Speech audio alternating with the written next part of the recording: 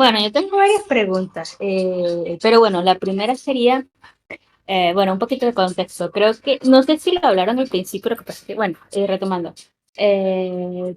Bueno, creo que ya todo el mundo conoce la historia del Arca de Noé y creo que no hay que dar mucho contexto para decir de que no solamente está el Arca de Noé, sino también en otras mitologías o en otras culturas, ya sea asiáticas, japonesas, aztecas, mayas, griegas, existe el mismo mito de el diluvio universal. O sea, el diluvio universal es algo que históricamente pasó y que ni la ciencia ni la religión pueden negar.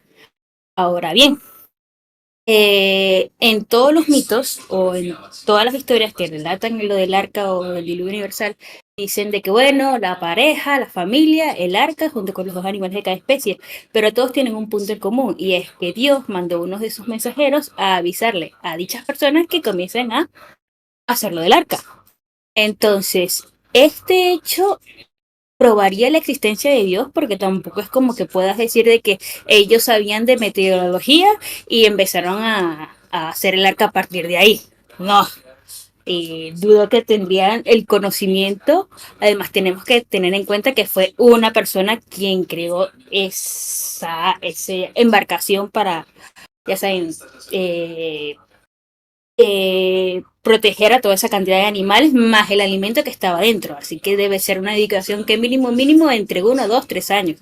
Y con la tecnología actual solamente podemos pronosticar el tiempo hasta 3 meses. Y muchas veces ni siquiera es una ciencia 99, 100% aplicable. Entonces mi pregunta aquí sería, ¿cómo la religión o la ciencia puede explicar el hecho de que el mensajero de Dios eh, les avisara a estas personas? O que cómo la ciencia o la religión puede explicar que estas personas sabían que iba a venir un diluvio. O sea, creo que aquí vendrían tres preguntas. ¿Ese hecho o ese pasaje bíblico demostraría la existencia de Dios porque solamente Dios pudo saber que iba a haber un diluvio mandando a sus mensajeros y el hecho de que ellos supieran demuestra su existencia? La segunda hipótesis sería cómo la ciencia explica ese hecho o no la explica en los mensajeros de Dios. O sea, cómo ellos pudieron tener o no tener dicha información. Y tres,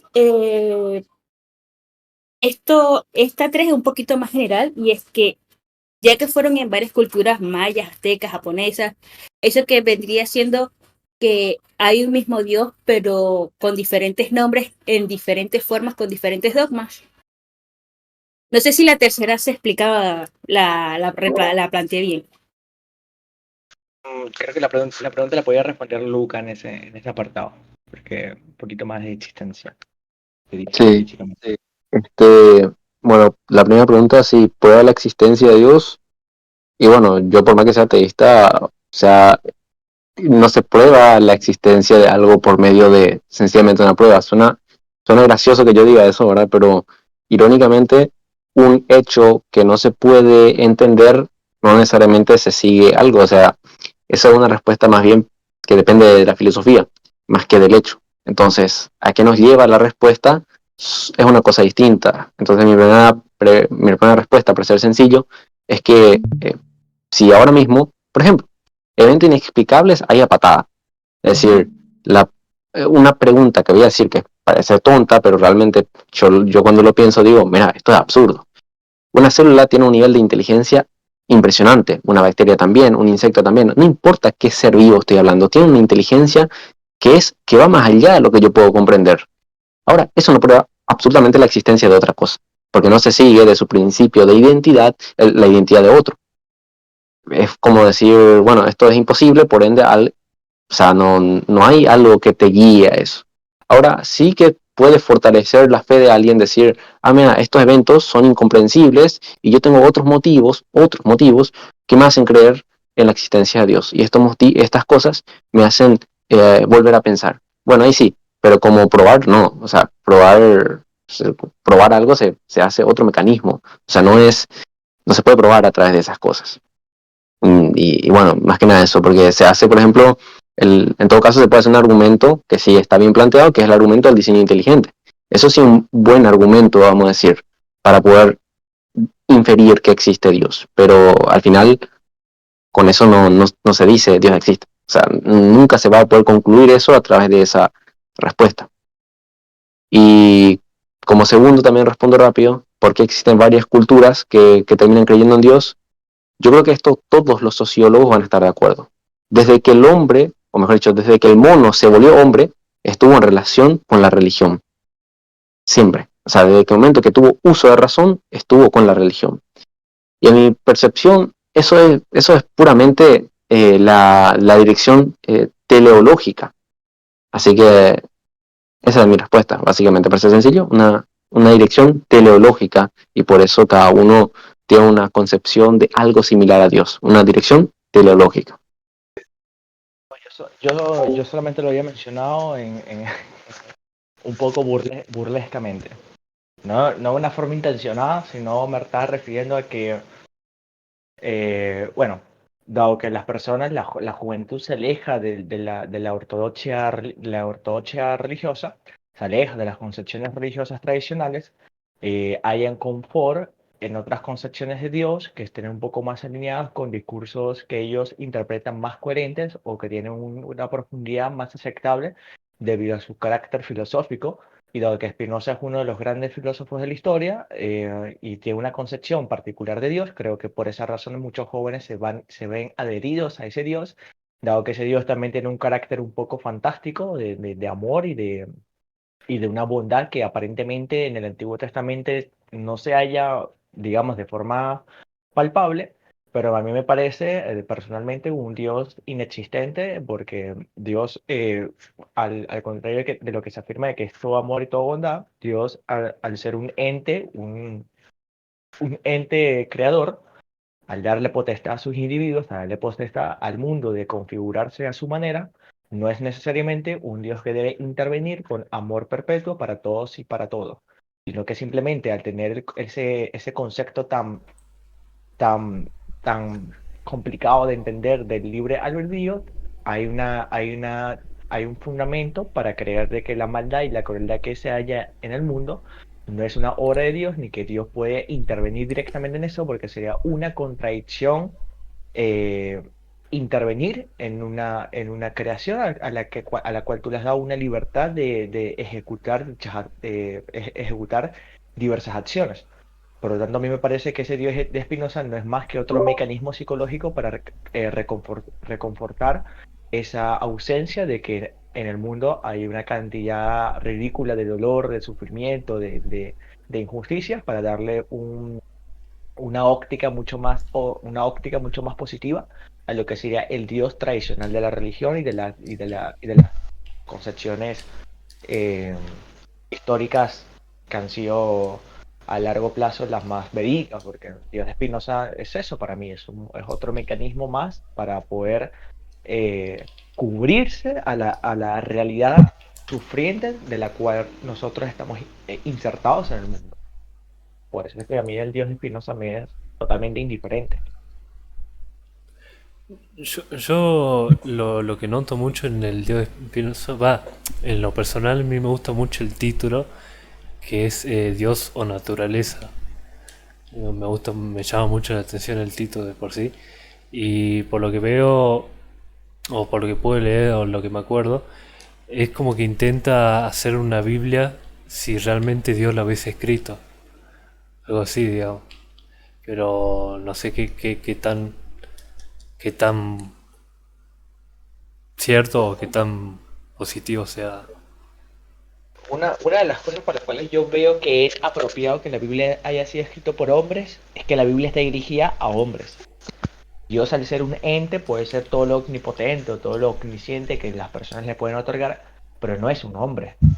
Entonces creo que a la Biblia ser redactada por hombres, ser explicada por hombres y digamos influenciada por la voz de Dios, por la influencia divina, eso no deja de lado de que la hayan escrito hombres, personas que son como tú, como yo, que han experimentado dolor, han experimentado emociones, han experimentado sentimientos elevados.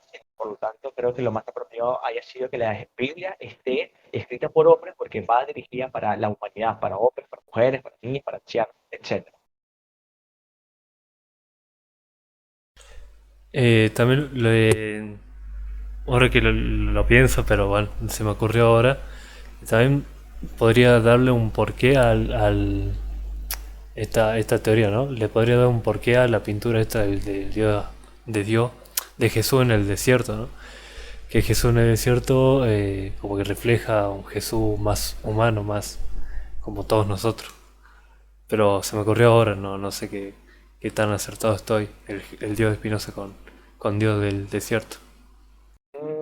Para mí el dios del desierto es un reflejo de temporal, ah, su temporal caída a un estado nihilista palpable y muy evidente. Es el dios del desierto. Recordemos que el dios del desierto es tentado a gobernar el mundo, por ejemplo, y al ser un hombre, claramente, si esa escena pudo haber ocurrido o no, queda especulación, pero si hubiera ocurrido, no cabe duda de que una profunda tentación nace en un hombre, a pesar de que haya sido un hombre concebido por un espíritu divino. Más allá de eso, Cristo, perdón, fue educado, fue crecido, fue envuelto en toda una atmósfera humana. Él es socialmente un hombre. Espiritualmente podemos decir que no es un hombre, sino un metahéroe, un meta-hombre, porque va más allá de la física natural de los hombres comunes, en cuanto a su captación de conciencia, podríamos decir. Y para mí esa pintura, como otras, refleja estados crísticos, que también pueden ser reflejos de hombres. Y para mí Cristo fue un hombre, fue uno de los hombres más, Jesús fue uno de los hombres más insignes de la historia. Y ese carácter que se le da de divino, pues bueno, no sé si especulación o no, pero quedará para la historia de que es un hombre, como sea divino o no, pero fue un hombre y fue un hombre que sufrió. Y el hombre que sufre para mí es el hombre más real que existe. Si Luca quiere decir algo para cerrar. Ah, yo quería decir algo más. No sé si puedo. Sí, sí. ¿Qué opinan ustedes de los exorcismos?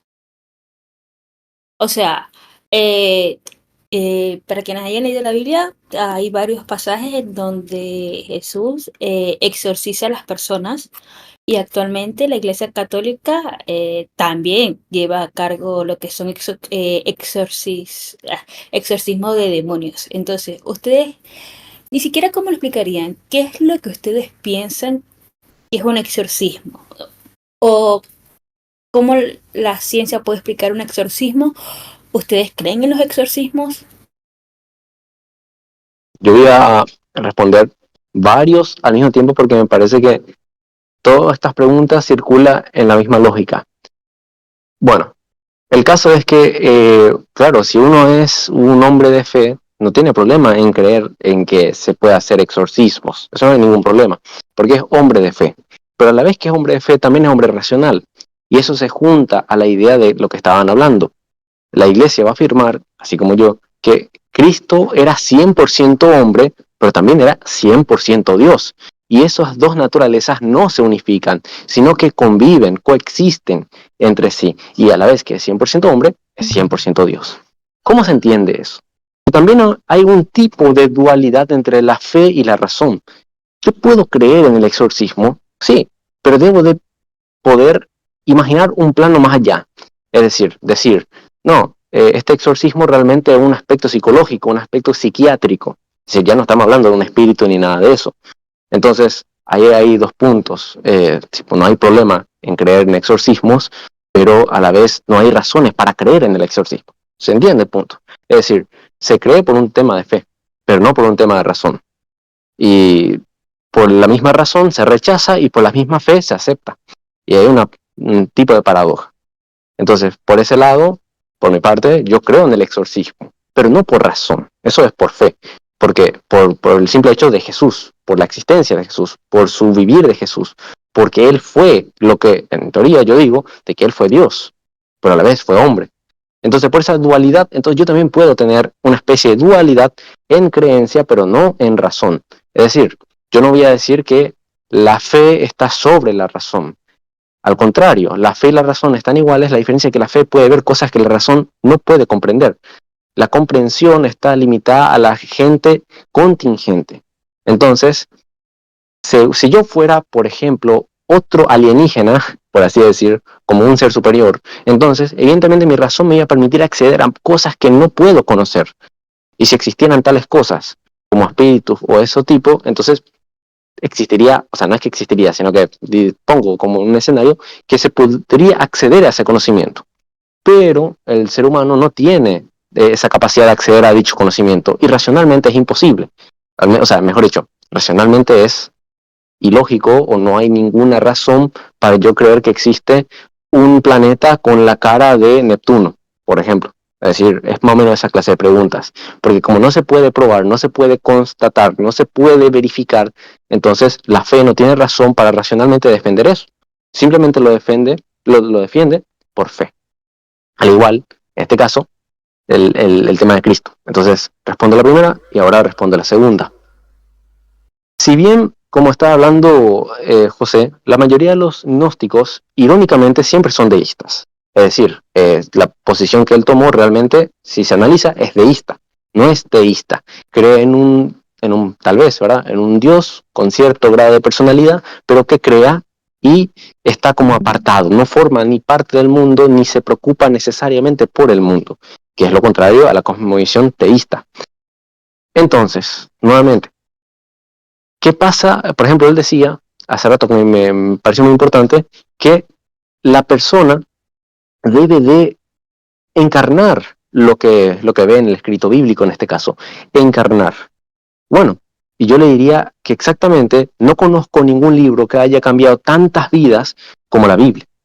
Entonces, no es un argumento para decir por eso la Biblia es verdad. No es un argumento, que yo no intento probar la veracidad de la Biblia. Solo intento contar, y si alguien puede quitar una conclusión de esto, que conozco gente, y ustedes pueden ver en la historia personas, que eran absurdamente enfermos. Y como el ejemplo de San Agustín, siempre me encanta poner a San Agustín porque uno de los que más le leo. Entonces, tanto la iglesia como gente que nosotros mismos podemos conocer, como, bueno, mucha gente que yo conozco, que era borracho, que incluso salió de las drogas, muchas cosas malas llegó a hacer, pero por leer la Biblia se transformó su vida. Pero tampoco fue un ejercicio intelectual, porque no todo el mundo tiene esa capacidad intelectual de analizar, de hacer retrospectiva, de hacer una cronología, una exégesis, métodos hermenéuticos. No todo el mundo hace eso. Entonces ahí es donde se ve un poder mayor, que es el poder de la fe. Creer en lo que se lee y querer vivir acorde a ello. Aquella persona humilde que no tiene conocimientos filosóficos ni la menor idea, pero que su vida es una podredumbre al momento de leer la Biblia, porque lo asume por fe, entonces cree por fe lo que está leyendo y eso termina transformando su vida de alguna u otra forma.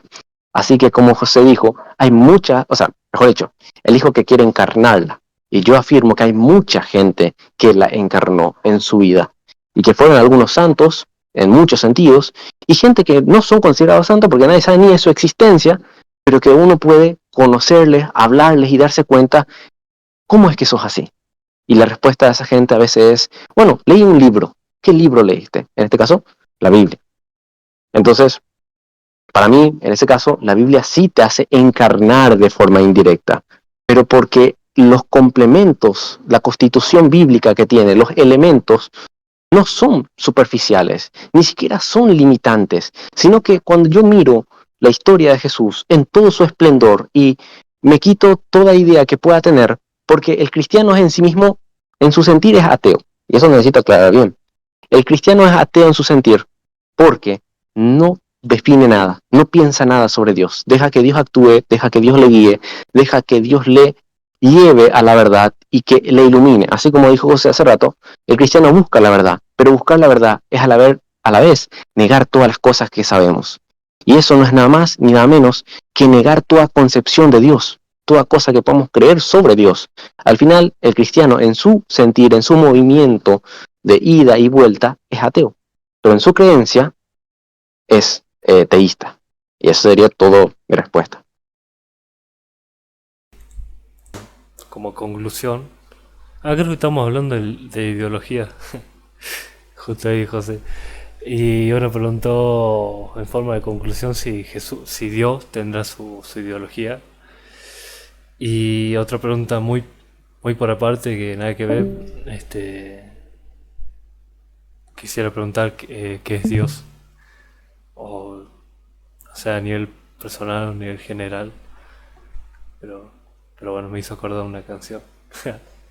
Así que bueno, esas dos preguntas.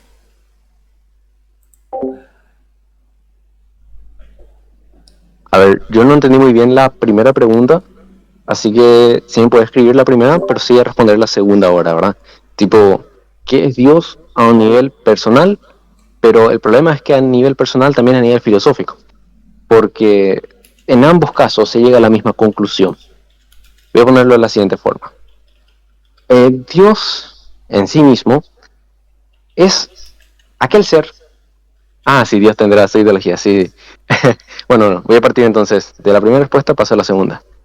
Dios no puede tener ideología porque Él es ser. Pero ¿por qué carajos? Y uso este término porque realmente es una cuestión de ser. Cuando uno lee a Heidegger en Ser y Tiempo se queda loco con el tema del ser. Pero ¿por qué Dios es ser? ¿Por qué Dios termina siendo ser? Bueno, Heidegger ignora a Dios en su discurso filosófico y solamente trata el ser. ¿Qué es el ser? Bueno, prácticamente el ser es lo que da existencia o continuidad al ente. Y por eso hay que entender muchos principios filosóficos que son un poquito más complejos. Entonces, del ente se parte para conocer, mejor dicho, voy a poner de la siguiente forma. El efecto tiene participación en la causa. Por tanto, del efecto podemos ir a la causa, pero que la causa tiene mayor propiedad del efecto. Porque evidentemente no podría terminar causando algo que no pertenece de él. Entonces, el ser es esa transición de la causa al efecto que se mantiene la propiedad. En todo caso, no importa cómo hagamos el tema, la respuesta, si vamos a hacerlo sencillo, es que como siempre hay un principio de ser, siempre hay un principio de ser, y ese ser se corresponde con Dios. Entonces, el ser es todo aquello que da existencia a algo, o todo aquello que le puede proveer algo. Pero para dar algo debe de tener en su propio ser eso. Por tanto, pero eso no se parte de esa forma, se parte del ente al ser, una analogía distinta. Porque como dijimos, si yo miro que en el mundo sensible hay belleza, entonces Dios debe tener algo similar a la belleza, porque debe ser mayor a la belleza. Si hay materia, bueno, se intenta concluir de que Dios es material, pero por el propio concepto, mira, pero la materia es contingente, la materia es cambiable, la materia es corruptible, por ende, Dios no puede ser materia. Entonces se empieza a concluir un conjunto de cosas que al darle esa propiedad a Dios, entonces Dios es ser. Esa es la conclusión final. Y si Dios es ser, no es algo, es un concepto complejo. Entonces Dios no tiene ideología, Dios no tiene miles de cosas. Y no se puede concluir absolutamente casi nada de Dios, pero lo que sí se puede decir, que es la conclusión de Tomás de Aquino, que Dios es acto puro de ser. Acto puro de ser. Y si es acto puro de ser, entonces, aunque sea, se puede concluir que todo lo que vemos en la realidad debe de haber en ese acto puro de ser, pero todavía mayor. En este caso, Dios es suma de las perfecciones, porque las cosas del mundo sensible tienen un grado de perfección. Y Dios debe tener más perfección que todas esas para que esas cosas puedan existir. Y así, se empieza a derivar y derivar y derivar. Pero la primera respuesta, ya está. Dios, al ser ser, no puede tener ideología, no puede tener cosas que nosotros concebimos como pensamiento, como filosofía. Dios no tiene filosofía porque Él es acto, Él es ser, y ese es el problema. Pero si decimos Dios tiene amor, bueno, no, es que ni siquiera podemos catalogarlo como amor, debe tener infinito amor, o sea, debe tener algo que no entra dentro del concepto de amor, por eso es ser. Y a un nivel personal, entonces, se deduce de que Dios es aquello que da existencia a todas las cosas que están en acto, pero a la vez las cosas que están en acto están en potencia. Y esto es un principio aristotélico. Entonces, toda cosa que está en acto y que puede estar en potencia, existe porque Dios le está proveyendo el ser. Por ende, Dios tiene una participación en todos los hombres, en todos esos seres, en todos los entes. Y a nivel personal, eso. Es aquel ser al cual el hombre siempre se recuerda, siempre se aferra, siempre busca. El hombre siempre va a tener, hasta su muerte, un vacío existencial. Porque aquel que llena ese vacío es el ser. Y sin el ser, el hombre está vacío.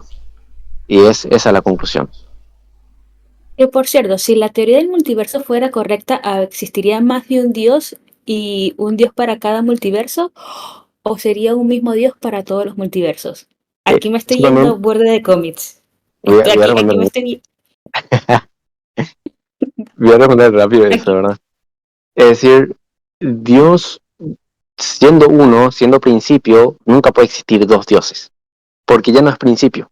Si hay dos, entonces uno de ellos no es Dios, no se califica como Dios, porque Dios es aquel que tiene todo el ser. Vamos a poner sencillo. Si existen dos dioses, pero son iguales, entonces esencialmente no son cognoscibles, como el caso de la Trinidad. Nadie en su sano juicio va a poder adivinar que existen tres dioses y son uno. ¿Por qué? Porque no hay razón para decir eso. Yo podría decir que hay 100 dioses iguales, 10.000 dioses iguales, que son uno solo, pero no hay razón para yo decir eso. Entonces es incognoscible. Pero ¿qué pasa si hay un Dios que se diferencia del otro? Automáticamente uno de los dos no es Dios, no se corresponde con Dios. Porque para diferenciarse, uno debe tener la perfección que al otro le falta, y viceversa. Por ende, uno de los dos no es Dios o ambos no son Dios, o no se corresponden con Dios. Y tampoco son principio, en ningún sentido lógico de que sean creadores o sean ser, porque el ser es la plenitud de todo. Y si uno de ellos le falta algo, entonces automáticamente no forma parte del principio. Pero tampoco puede existir junto al ser al mismo tiempo, porque no tendría sentido, porque él no es principio. Sencillamente, por esa lógica, no se aplica. Siempre, aunque existan multiversos, no importa de qué forma, siempre debe existir un solo ser que dé sustento a cada